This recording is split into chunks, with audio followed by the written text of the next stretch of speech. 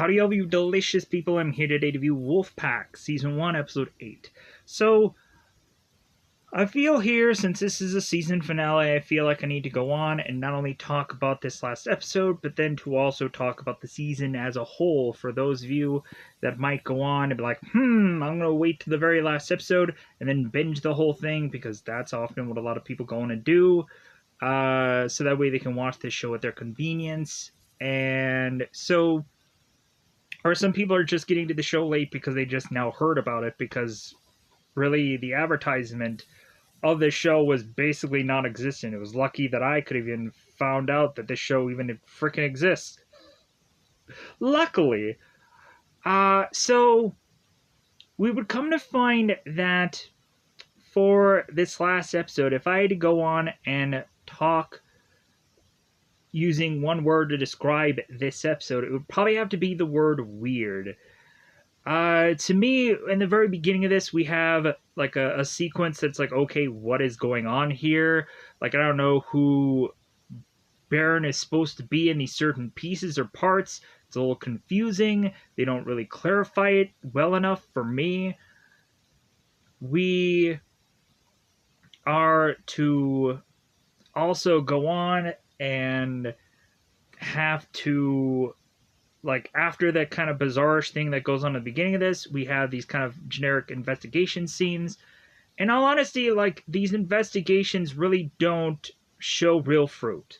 We have a lot of times where certain things are to go on and just be, like, handed to the investigation instead of them actually working on it, because they are just spinning their wheels and going nowhere. And so we kind of have to go on, and by the end of this, it has to be kind of like the Seven thing, where, like, we just have Kevin Spacey who just kind of shows up with, like, hey, I'm the bad guy, and they arrest him. So, and then we go on and question what's in the box. So, that's really it.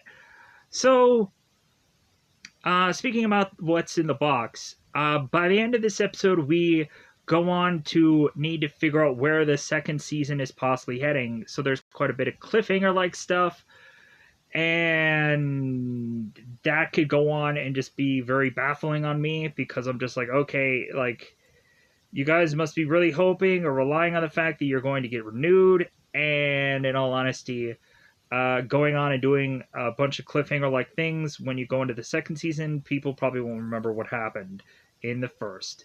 And just like, oh, where are our characters now? Oh, the place where they supposedly were by the end of the last season? I don't remember that. But hey, it's only 8 episodes, so that is what it is. Anyways, for those of you that haven't caught up to every single one of these reviews so far, I would go on and state that this show doesn't really have a substantial theme. We just kind of have, at first, and like the last couple of episodes, be like the most interesting out of the series. And so we go on and we have this like kind of disaster thing at first, but then it kind of forgets about that.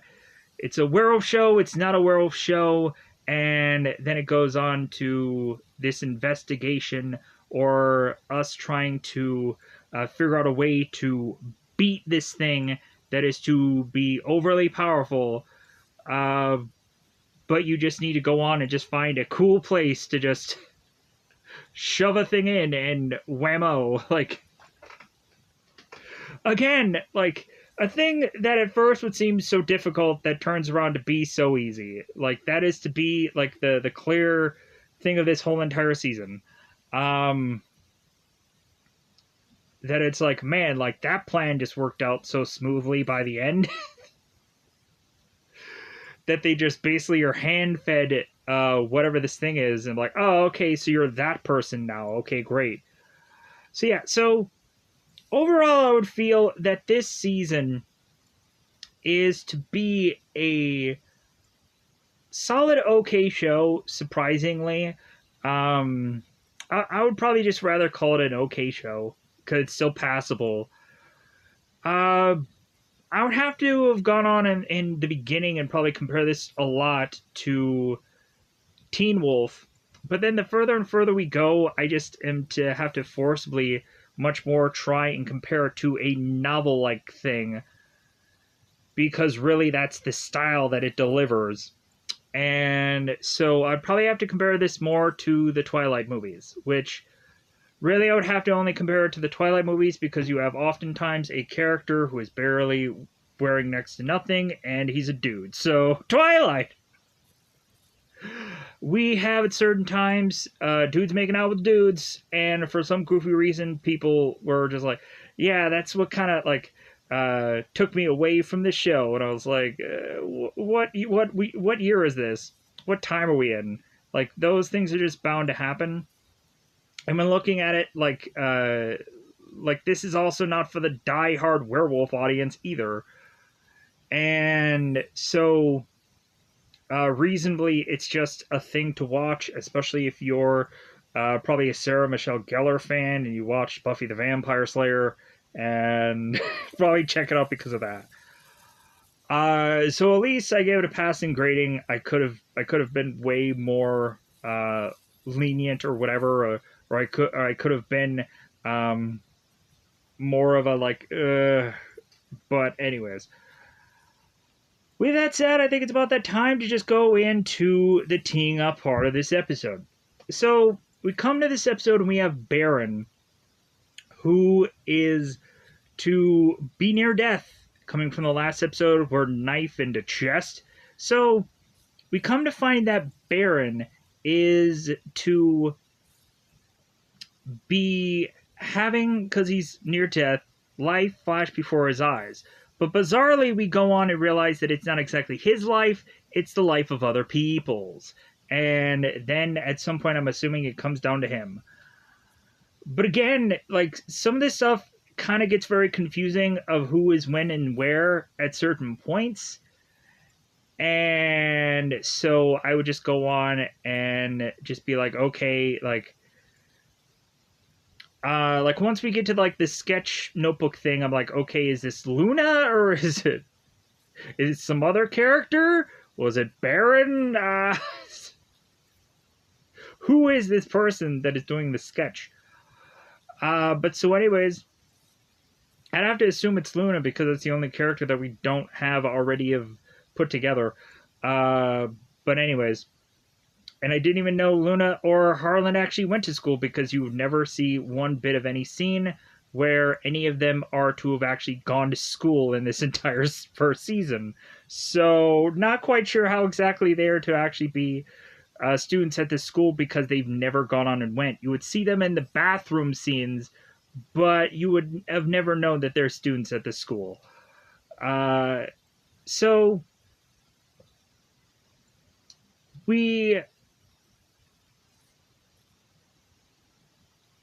have after the dream sequence, we would come to find that there is some kind of just generic detective shots here and there to have to go on and again question certain people that they've kind of already ruled out in this show.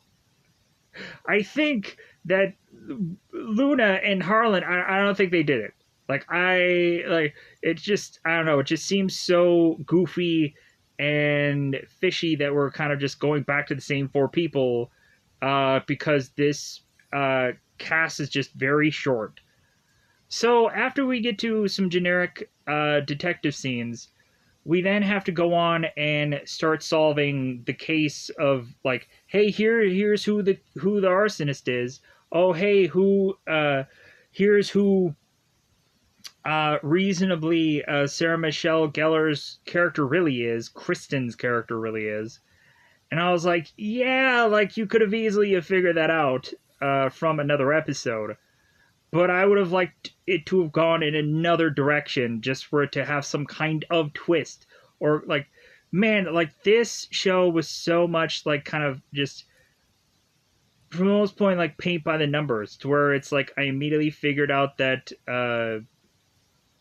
that Kristen's character was going to be a villain, and like there's no twist, there's no turn besides like, okay, well here's this character now, and okay, here's that character now, And I was just like, okay, so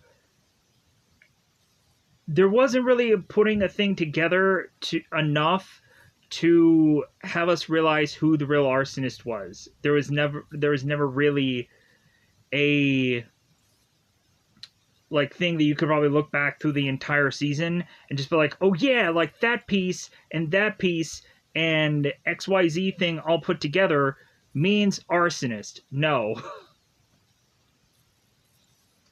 So yeah, like that's just flimsy writing. In all honesty, but it's adapted from a book. So hey, like in all honesty, that person went on to have their book become a show. So bravo to them. Even though I'm making fun of them, they were smart enough to somehow make a book that just made a show. So like they outsmarted me for whatever reason. Because heaven forbid anybody comes up with an idea and boom, it becomes a movie or show. You would have to go on and do a lot more legwork than that. But anyways, let's just go into that double five. I think it's about that time to just go into the spoiler time. Spoiler time. It's about that time I'm going to spoil this episode. Let me know how you felt about this season finale, where you're like, man, I hope there's a season 2. Or like, yeah, like I kind of tolerated this show until I realized just, bleh, like I'm not going to get like what I want out of it. Because there's two sides of the sword for this show, and I can completely understand. Maybe people just came to the show because they were Buffy the Vampire Slayer fans, and that could be reasonably a conclusion that people could jump to. With that said, spoilers. So we go in the very beginning of this, and like I was getting so much hope that like somehow this show is going to be written in the way of which that I thought it was going to be the whole entire time, where we would just come to find out that Everett was to go on and like have us realize that he's like playing this all in his brain the whole entire time, but from a person who wasn't actually to be Everett. Uh, so we come to find here that we have Baron who is sitting on this couch, and we have guys like Dr. Salgado, and we have the Lang parents who are to not actually be the Lang parents. They're to actually be Kristen and both Garrett. And so the two of them are acting like Everett's parents. And so Kristen is going on and complaining how, like, well, it doesn't really feel like we're, like, getting, like, our kid help. It just seems like we're getting our kid high. Like, this seems like a waste of money. And Garrett is going on and kind of just slapping his son and just kind of, like, figuring out if, like, this is really helping him or not. So we come to find that the doctors are realizing, like, yeah, like, this isn't enough medication. We have to give him more. So the nurse is like, okay, let me just pump this stuff into his IV. And, like, we had Kristen who's like, well, hey, like, this feels like brain damage that we're giving our kid. So, because he's like, I don't remember what my name is. So, yeah, the nurse pumps some medical juice into this IV, and we then go on to the next memory of sorts. So we would come to find that this is the thing of which that we had gone on and heard from before.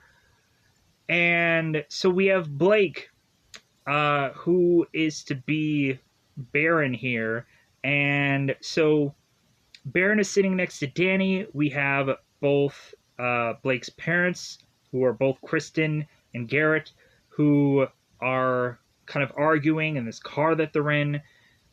We, of course, have Garrett, who's yelling to Kristen about the texts and about how Blake would probably go on and to have seen her mom's phone and this and that. So we go on to have Baron, who's trying to keep Danny busy by getting his cube, his like fidget cube or whatever it's called. So Blake is going on and, or Baron is going on and listening to his parents back and forth bicker, and so we push on to the next thing. So we come to find out that this scene will go on and retie into a conversation the two characters are having later on.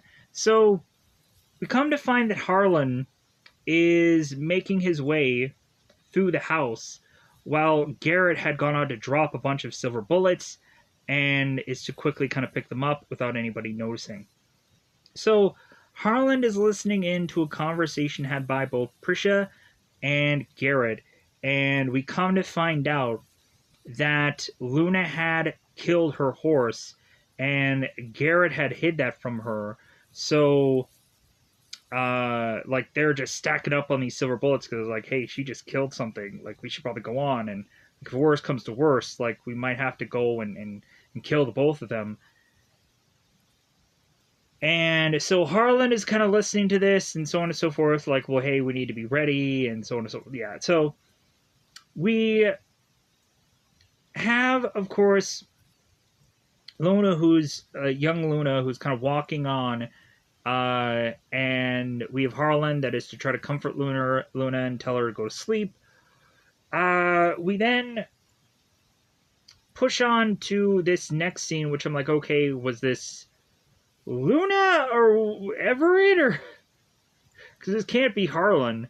It wouldn't make sense. But so we have this other scene where Baron is in class, and we have Baron that is sketching this wolf. And bizarrely, we all of a sudden have Austin, who ends up getting up from his chair, pointing at the notebook, and like, well, hey, like, why are you drawing a picture of me? And the picture that is drawn is a wolf. And I'm like, okay, like, I can get the huge confusion of a wolf with Austin. Maybe it's some inside joke, I'm not sure, but either way, is Austin a wolf? Like, maybe there's some goofy thing we'll find out in the following season that Austin legit was a wolf, and we won't find that out until the next season, maybe? I don't know, that just seemed weird to me.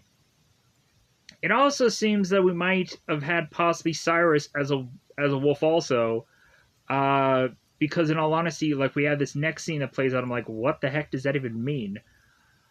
But before we get to that, we have Everett that is talking to Baron and is telling about all the people that he murdered, he killed, and it's like, well, yeah, you killed Phoebe, you went on and like all those animals were running away from you, and that whole fire started, and like you had killed so many people. And we have just Baron who's like, well, I didn't do it, the wolf did. And in all honesty, I just recently saw Scream 6. And when we have a person that was to have killed some people in self-defense, she is to still be written off as a murderer. So, in all honesty, like, if she's written off as that, so are you. Like, you could have had at any point gone on and realized that you're turning in this big, huge rage monster, and you could have caged yourself up.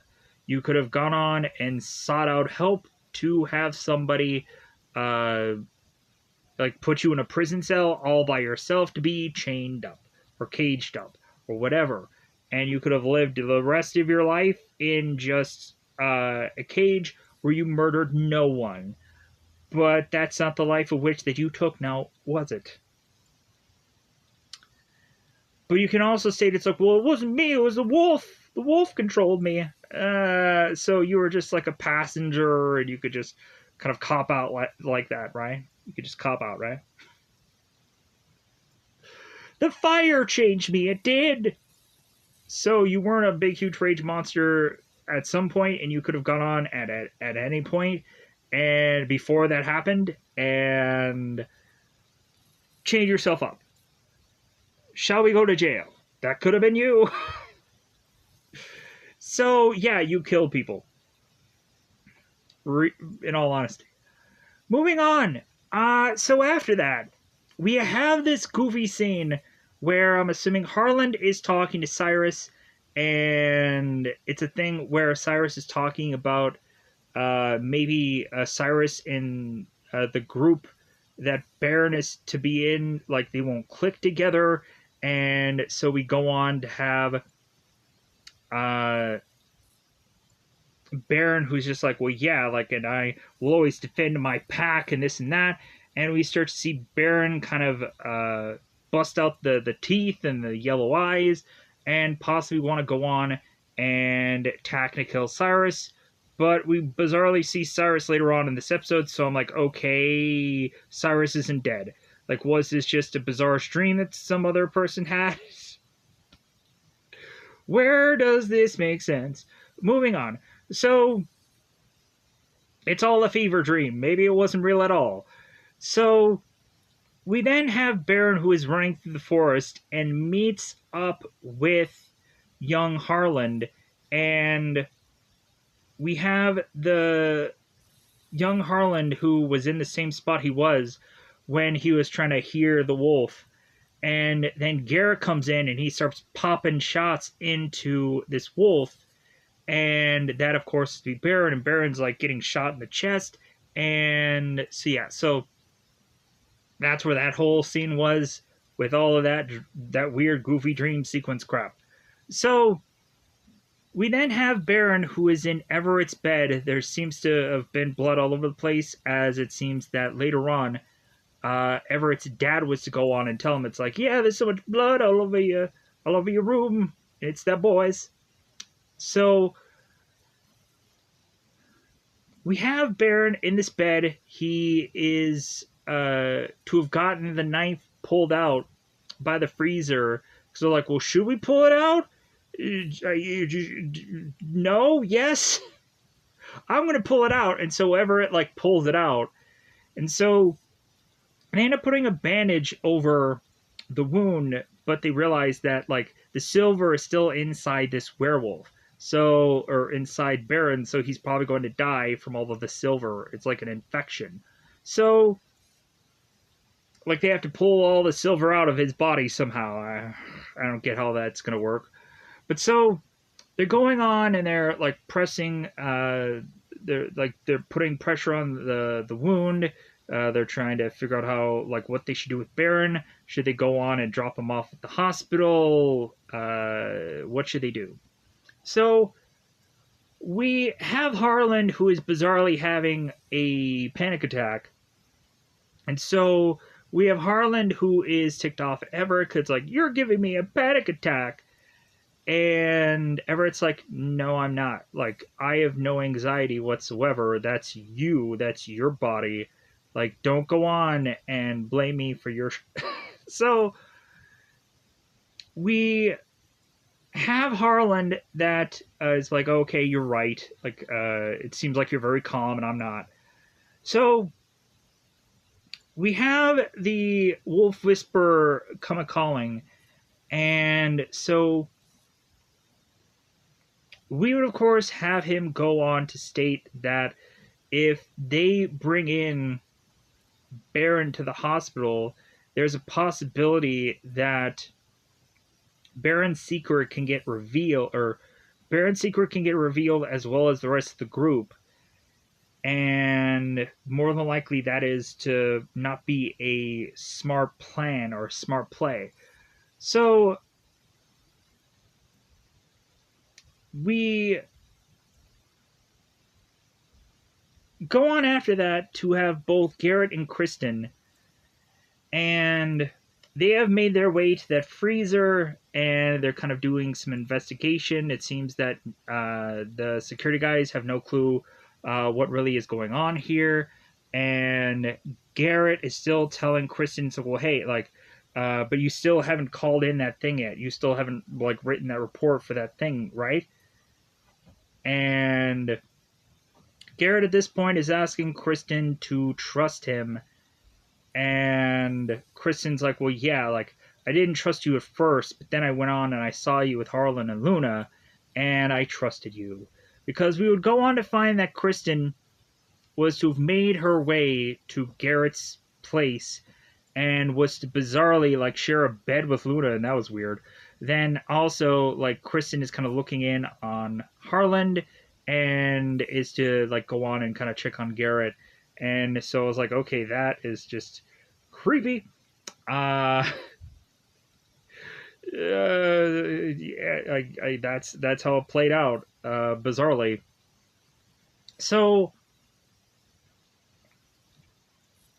because we eventually the later and later this goes, eventually it's the big reveal that that Kristen is to have actually been both Luna and Harlan's mother. I was like, wow, what a surprise! I was assuming that the whole time. I actually wanted Prisha to have been like the female werewolf, because in all honesty that would have been some kind of twist, but no.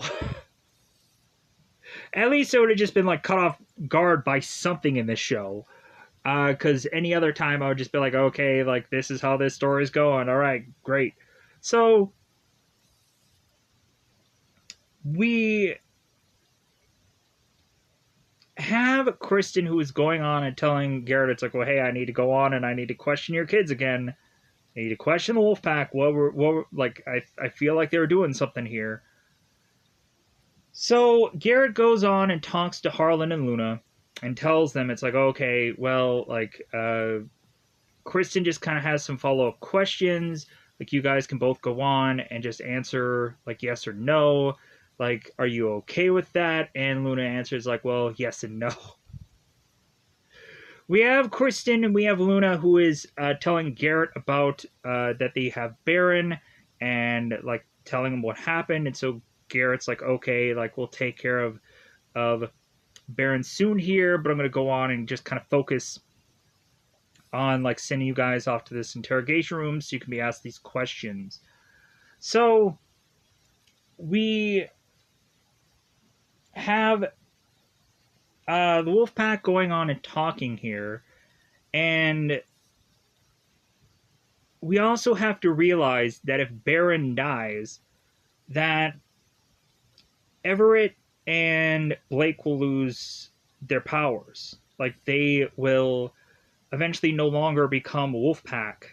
And so it's like, well, like, Blake and Everett are kind of having this back and forth of like, well, hey, like, do you think that this is the right thing? Do you think this is the wrong thing? While they're kind of hovering over Garrett's body, as we come to find that Blake is to have Danny with her, and like she needs to take care of him and watch over him. So the two of them go on and they're talking, and it's like, well, yeah, like what if we kill somebody? Like, we almost killed Garrett before. So like, yeah, like, shouldn't we like go on and realize that this could be like the best for us? And like, we'll just kind of be out of all this. Because they probably will. But anyways, or maybe they'll go on and Baron will kill them after they are Kristen will go on and kill them after they're to not to be in the pack anymore. Kind of like how technically Connor was from earlier. Here's also the thing. So we had them realize, let's go, hey, like, if we all have a special ability, what is actually Baron's special ability? And so it's like Everett's muscular, Blake's speed, Luna and Harland are to have like hearing and hearing and smelling. We then have to realize that Baron could go on and turn people into werewolves. So hopefully Baron doesn't die, or otherwise no one else is going to get turned into a werewolf anytime soon. Because I guess that's Baron's special ability. We'll find out what Kristen's special ability is also. So by the end of the show, anyways, moving on. So Luna and Harlan go to the interrogation room, and we have Harlan who's talking to Kristen, and the big thing that kind of comes out of that, while the two of them are talking, is that Harlan can go on and know Kristen is lying to him. And so Kristen goes on and tells Harlan, it's like, well, I don't think that Cyrus is the arsonist. And he's like, well, say it slower. She says it again, and Harlan's like, okay, you pass. So we have the white noise machine where it seems that we come to find out that because of the white noise machine, like Luna can go on and hear Harlan in the interrogation room. And so I'm like, aha. So more than likely when Kristen was outside of the interrogation room in the other episodes, she was to go on and hear the Wolfpack talking like the whole entire time, possibly in the early part of this. But moving on. So we have Harlan that goes on to talk to Cyrus, and we have them kind of just both talking about how Cyrus realizes that Harlan isn't just some F-boy, and that like the two of them are eventually going to go on and be a couple, it seems, like the further and further that they're talking between one another. And so we also go on to have Cyrus, who has something in his past that is to be connected to the arsonist case that is happening now. Cyrus had gone on to burn down a building that wasn't to have anybody in it. It was like one of those just kind of like houses that were just kind of freshly put together or whatever. And we come to find out that Cyrus was to go on and do that so that he could understand fire. And because of his dad, and because his dad was a firefighter, and he died, and yada, yada, yada. So we come to find that that could be a thing that could connect Cyrus forcibly to this case. And so, yeah, so we then go on to right after that have Harlan and Luna who are talking to Garrett after Garrett finds out that there was an anonymous tip about all the bodies that were to be in that place. And because Officer Jason comes in and like, well, yeah, like there's an anonymous tip. And Kristen is looking at Garrett and she's like, no, I didn't do it. So Garrett was like, oh, you betrayed me. But no, come to find out the anonymous tipper was actually the Wolf Whisperer. He was the one. The caller was the one. The mysterious caller was the one to have called that in for whatever goofy reason. So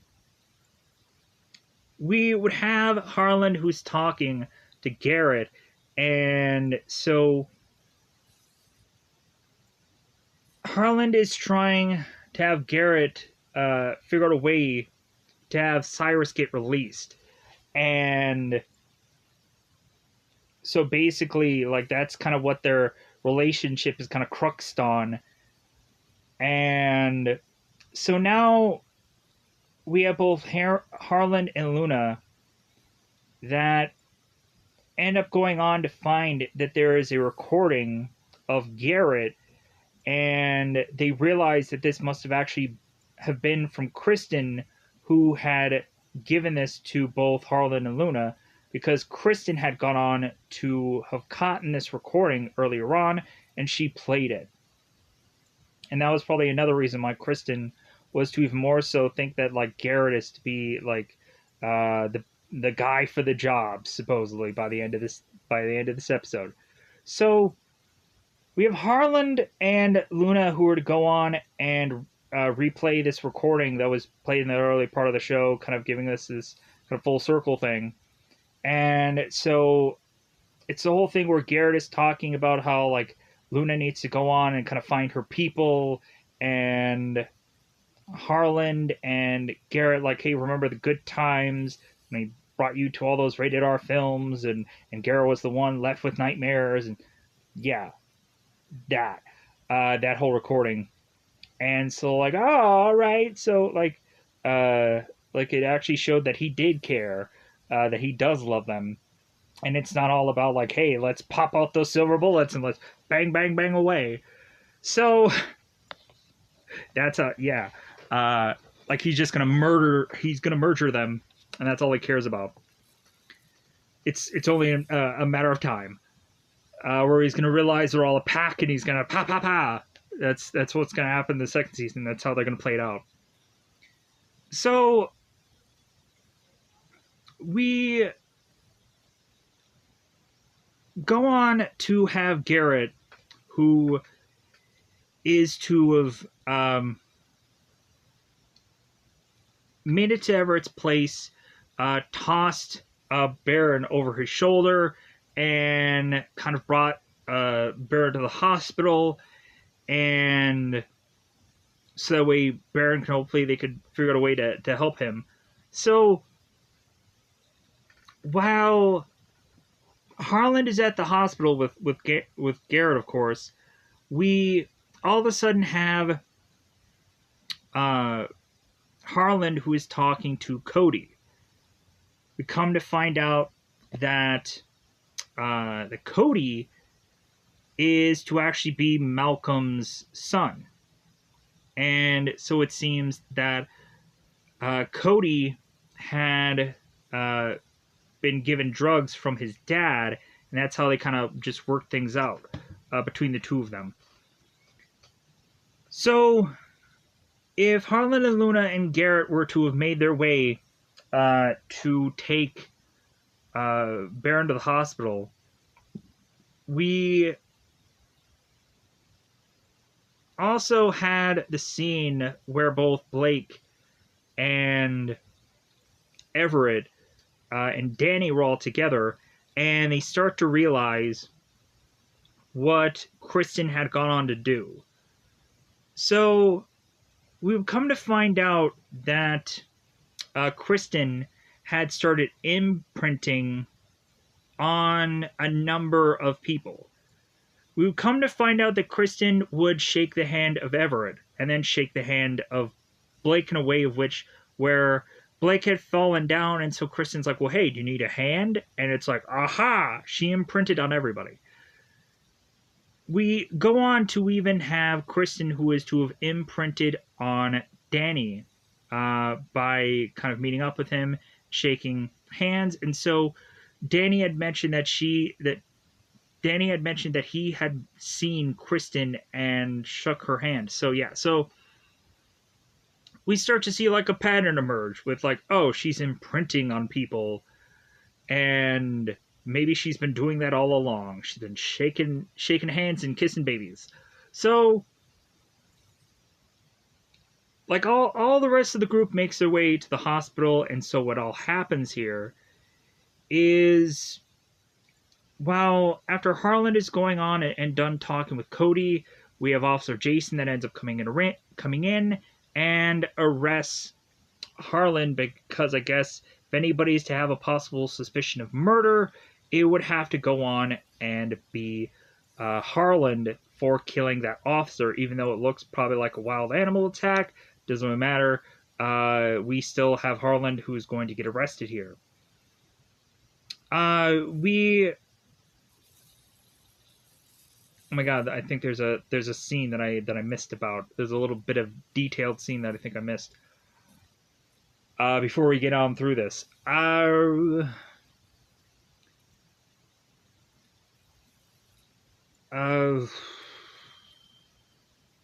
Try to figure it out.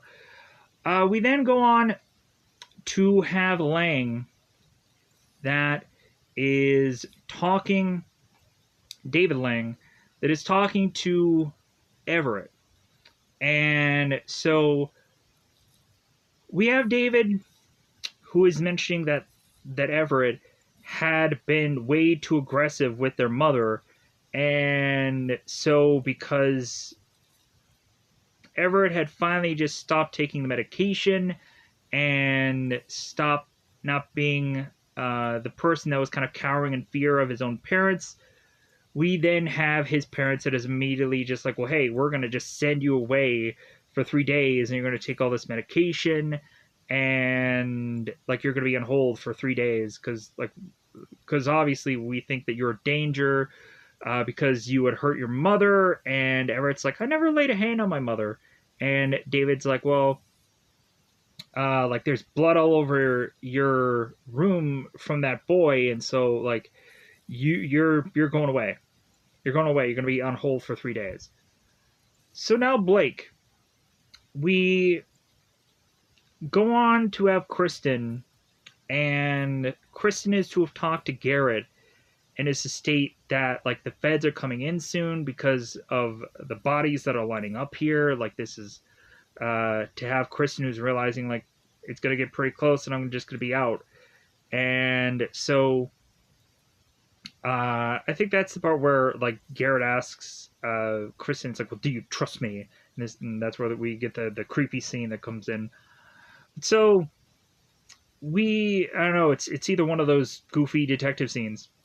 But anyways, we have Blake, and we come to find that Blake is to realize that Roberto is to not be a fit dad, and that both Blake and both Danny are going to get put through a foster home, and they're going to get separated because, of course, Danny has special needs, and so Kristen is talking to Danny alone, and so, or Kristen is talking to Blake alone, and it's to say, it's like, well, hey, like I know that your brother, like, he has special needs, and I know that also you, like, your skin wasn't always like this. It's like, well, hey, like, if you, like, kind of, like, team up with me now, like, if you, like, if you're on my side, like, maybe we can go on and, like, help your brother, and like, it feels like we have Kristen who's really just, like, come to bargain in this episode, where Kristen's like, yeah, I'm gonna, like, I have to convince Blake. I think everybody else would be just sold, but I think Blake is going to take some work. He's going to take some twists and turns. So Blake doesn't go on and definitively says anything. But so we turn around to have Kristen, who is to go with Garrett to the hospital, and they are looking for Baron to go on and try to question him, but by the time that they go to his room, they find out that nothing is there but a yellow helmet and the thing of the Depot 46, which I'm assuming is like Department OT something 46. So they're looking at the helmet and they're like, okay, like what exactly does this mean? Kristen is to state that like before they were to have thought that it could have been Cyrus because he fits the profile, they also thought that it could have been Malcolm who could have started the fire. And so they're going on like, well, he must be the guy that's it because Cyrus can't be the arsonist. So we find both Baron and both Malcolm, who are just kind of running around this area, and so Baron is trying to flee from Malcolm, and then Garrett and Kristen come in, and we have this kind of shootout going on. We come to find when Kristen is to find Baron that Kristen has this healing ability, and so she goes on to touch Baron and heals his wound. So we then have Barrett that is to go on, and there's some shooting going on, and it seems that they are going to kill Malcolm, but Garrett's like, no, do not kill him, like, or otherwise, like we need somebody to like go down for the arsonist thing, and like this has to be this guy, leave him alive. So they go on and they knock him out and they cuff him to this vehicle, and so now again Kristen is coming to Kristen is coming to bargain with Garrett this time around.